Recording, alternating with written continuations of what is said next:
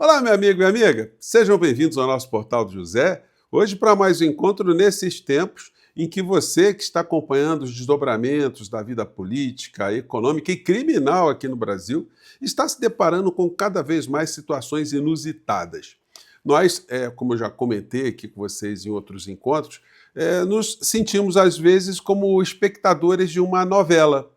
E essa novela, ela, a cada instante, ela está mostrando o destino de alguns dos personagens. Hoje eu vou mostrar aqui para vocês algumas situações que aconteceram hoje aqui no Brasil, aconteceram ontem, porque tem filas que estão andando. Nós estamos muito atentos ali com a vida criminal do clã Bolsonaro, os tumultos que eles estão fazendo fora do nosso país, as repercussões, mas tem coisas que estão acontecendo aqui.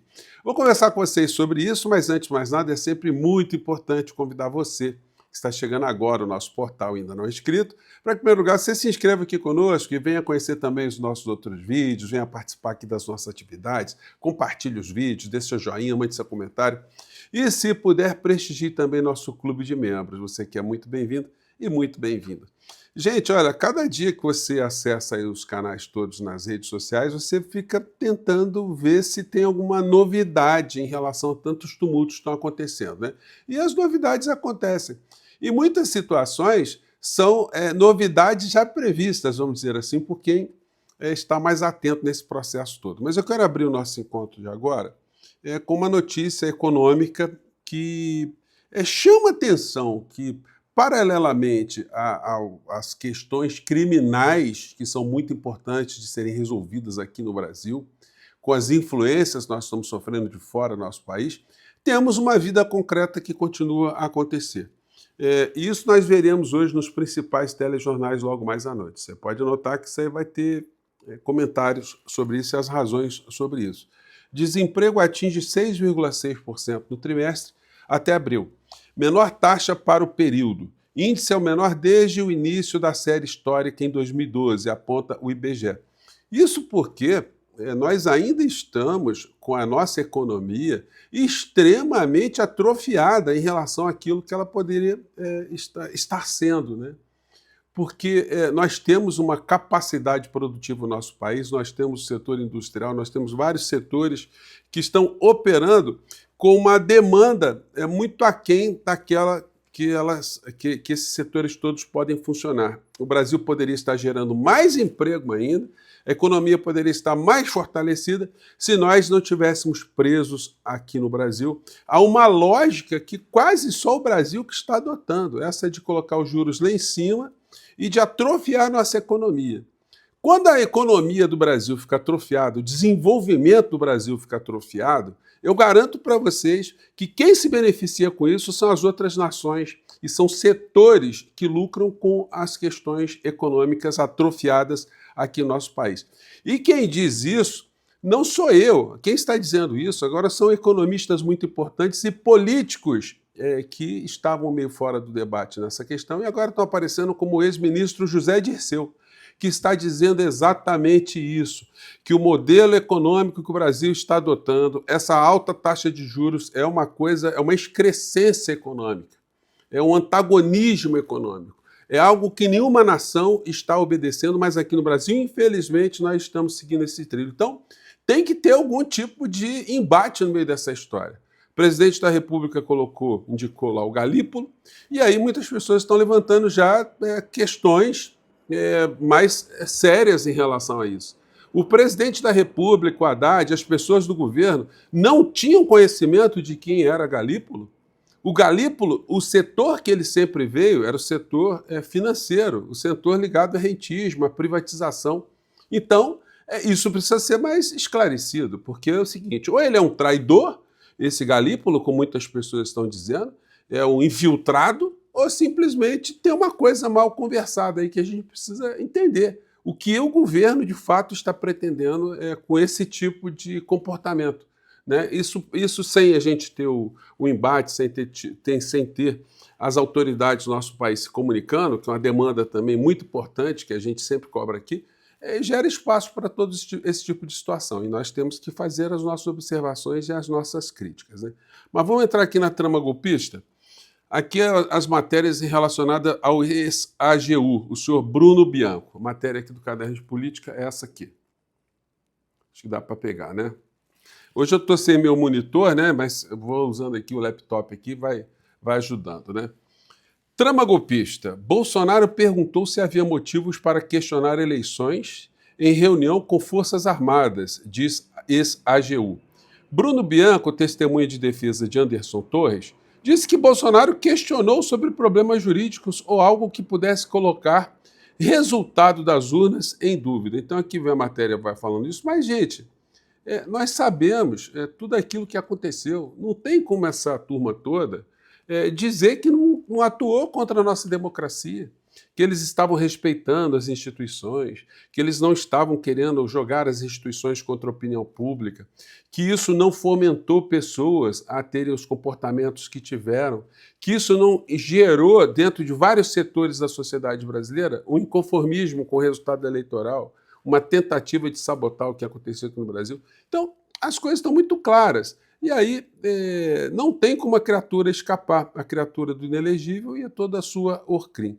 E aí o seguinte, a gente vai vendo algumas situações paralelas a isso, que eu acho que é muito importante a gente dar uma comentada, né? O editorial aqui é o editorial do jornalão Estado de São Paulo, que muitas pessoas nas redes de extrema-direita estão comemorando, estão pulando. Por quê? Porque o editorial do jornalão é um jornal de direita, um jornal do mercado financeiro, de setores da economia de São Paulo, do setor industrial de São Paulo, um jornal que sempre esteve ligado ao conservadorismo, e à direita, né? E agora dando espaço para a extrema-direita. O editorial deles veio com o seguinte título: Flagrante abuso de autoridade. Abertura de inquérito sem lastro contra Eduardo Bolsonaro? Inquérito sem lastro contra Eduardo Bolsonaro? Estadão. É sinal da perigosa guinada das mais altas esferas do judiciário para criminalizar a liberdade de expressão e as lides políticas. Olha só, e eles vão falando nesse editorial aqui que o inquérito não tinha o menor fundamento, porque o Eduardo Bolsonaro, enfim, está fazendo nada, né? No final eles escrevem aqui: digamos que, eventualmente, Alexandre de Moraes seja proibido de entrar nos Estados Unidos ou de movimentar recursos por meio de instituições financeiras daquele país. De que forma isso comprometeria a sua jurisdição e suas prerrogativas de ministro do STF em território brasileiro? Eles estão dizendo o seguinte: se o ministro Alexandre de Moraes sofrer uma sanção, isso não tem problema nenhum. Isso aí é uma coisa indiferente, porque aí é sanção dele, sanção contra ele. Isso aí não representa nada. Ele vai poder exercer a função jurisdicional tranquilamente. Gente, isso é uma patifaria tão grande, porque não se trata de uma sanção contra o ministro Alexandre de Moraes, isso se trata de uma interferência, de uma coação sobre uma instituição dos três poderes da República do nosso país. Então vocês vejam que a indigência moral, a indigência intelectual, a indigência jornalística atinge vários setores da sociedade brasileira. E aí segue o editorial. Mas, bem dito, um Estado democrático de direito que colapsa porque uma ou duas autoridades foram sancionadas por nação estrangeira já foi abolido há muito tempo e por outras razões. Além disso, é forçoso dizer que um julgamento técnico que sucumbe à verborragia de alguém como o senhor Eduardo Bolsonaro não vale as folhas dos autos. Olha só, não tem abuso de autoridade nenhuma, gente, porque o inquérito policial, para que ele seja instaurado, basta que alguém dê um conhecimento à autoridade policial de um crime que aconteceu ou que está em andamento.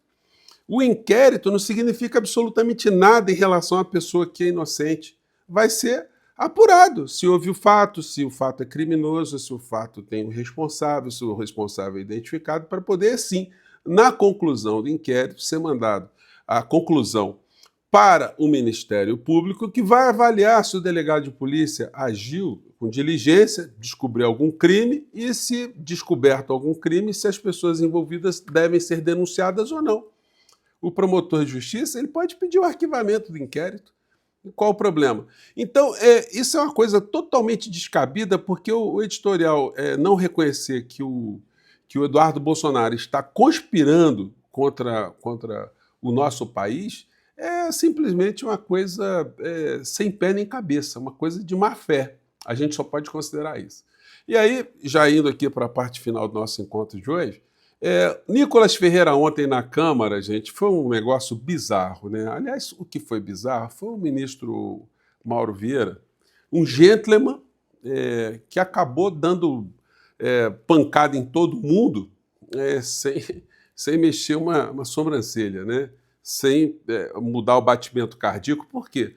Porque a todas as insanidades que foram atribuídas, todas as agressões que foram feitas a ele sempre respondia sem atacar a pessoa, dizendo, olha, eu discordo do senhor, olha, isso não é bem assim, existe uma norma que cuida disso, olha, no governo anterior aconteceu isso foi uma norma do governo anterior, e aí ele foi botando todo mundo no bolso e essa gente não está acostumada, porque eles faziam as agressões esperando que o nível descesse no esgoto em que eles fazem política.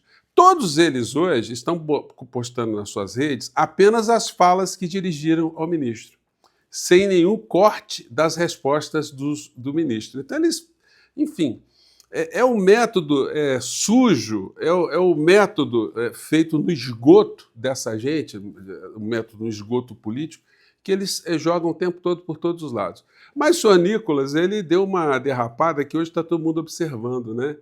Que ele foi defender que o governo de Donald Trump, que essa gente toda, né, serve, se presta a servir, né, idolatra, que está certo em censurar, né, estudantes nos Estados Unidos, está certo em invadir redes sociais, porque se tem alguma coisa contra Trump, de fato ele tem direito, o governo americano. Então, são muitas confusões que esses estelionatários fazem, mostrando a sua indigência moral, a sua indigência intelectual.